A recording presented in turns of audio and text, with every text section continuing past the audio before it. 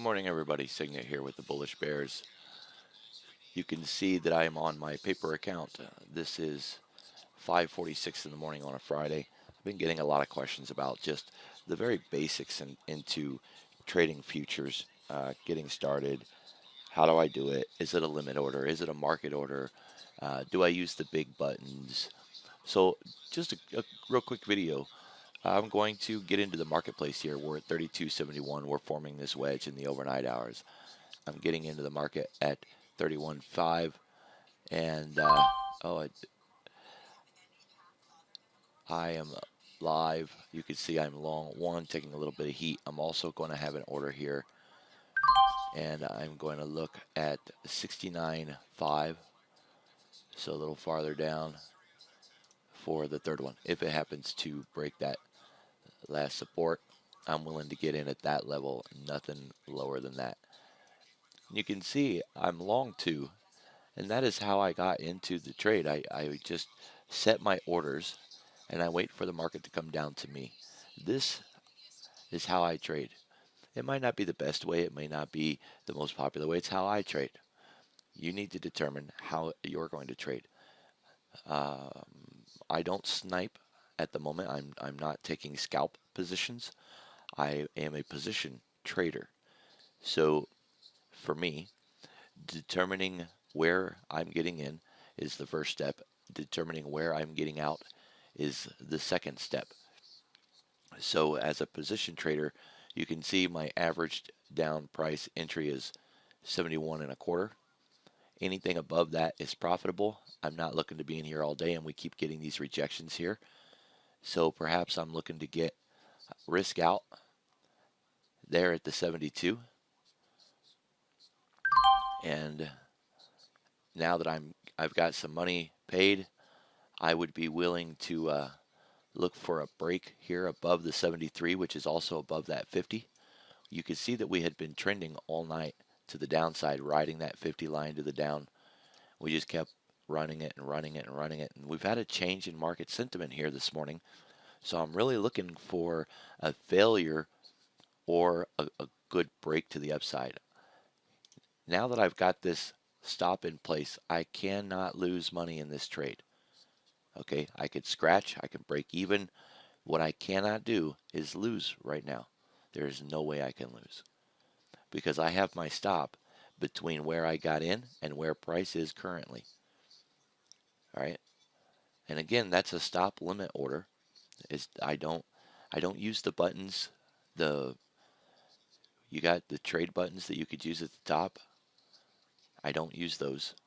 I set my position into the market and I wait for that break. Okay, that's just how I trade. Now again, this might not be quote the right way or the most popular way. I never have been really good at going out and trying to figure out what everybody else is doing. I needed to figure out how to trade for me. And that's something that you're also going to have to figure out for yourself.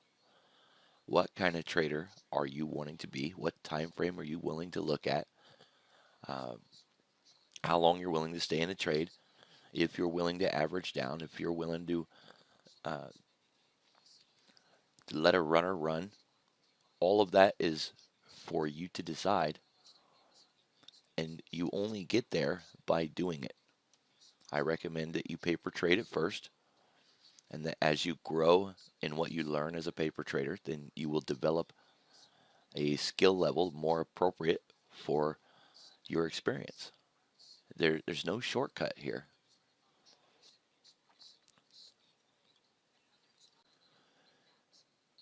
So here on the 5 minute, you can see we still have the change in market sentiment. We had the strong pull to the downside throughout the night, and then with the crossover, one last Stop push to the field. downside, and then we got this range sideways, and we've got the market compression. And I'm going to go ahead and bring my stop order up to lock in some profits if we happen to fade back down to that 73.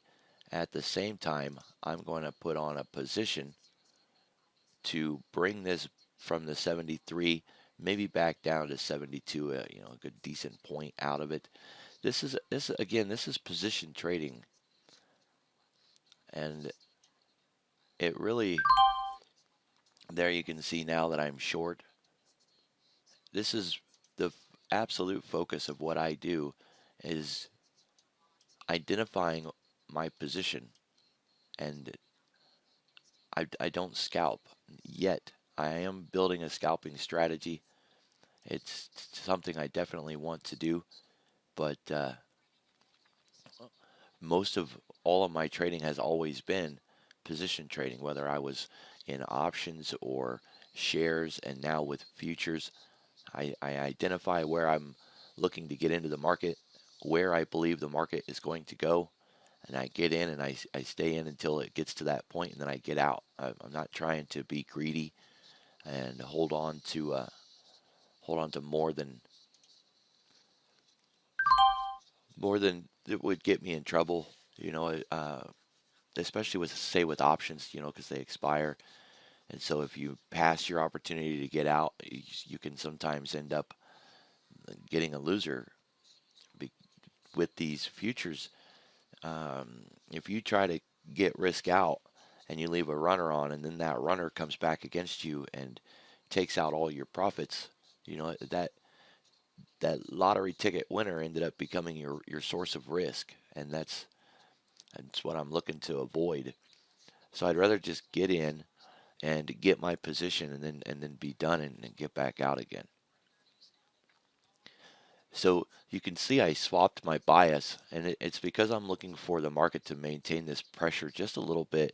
I'm not trying to be greedy, and this is going against me here. I'm going to have to go ahead and get out. This is, I was just looking for a quick 1 point reversal in here, and it didn't work out. So, I can fade my exit, not looking to just use the flatten button, because price will work itself up and down, and I'd like to be able to try to get out of here without too much loss, but it is getting away from me. So now I'm still short one, and hopefully we'll take just a little more weakness here, and I can get out closer to yeah, we're not. So I'm gonna have to get out right there. But that's it. I mean, it's not. Each person is gonna have to decide for themselves what kind of trader they want to be. And I don't deal with the big buttons, and uh, I don't put in complex basket orders, or one cancels others, or bracket orders. I don't do any of that stuff. I will put on disaster stops. It's a stop that sounds exactly like what it is. You're putting it on to protect yourself from a disaster, from a tweet, or economic news blindsiding your position and dropping the market 100 points in the blink of an eye. But other than that, I don't I don't have anything very specific that you could add to the beginnings of what you're doing already. And I would really, really recommend that you do the drill, cut and reverse. Do that drill, and you will find out so much about the kind of trader that you are, and it will help you make this determination. I promise it is going to change how you view the market. You can find that cut and reverse drill on the Bullish Bears website under the Futures tab.